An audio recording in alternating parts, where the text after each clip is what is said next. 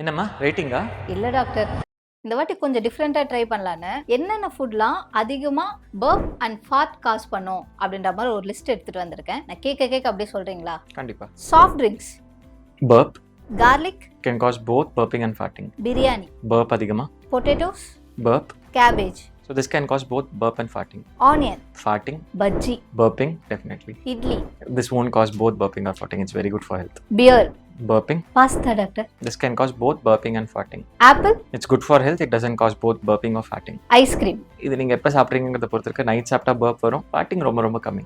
Beans, Farting, pizza. burping plus farting. Sir doctor, எதுவும் சாப்பிட மாட்டேன்.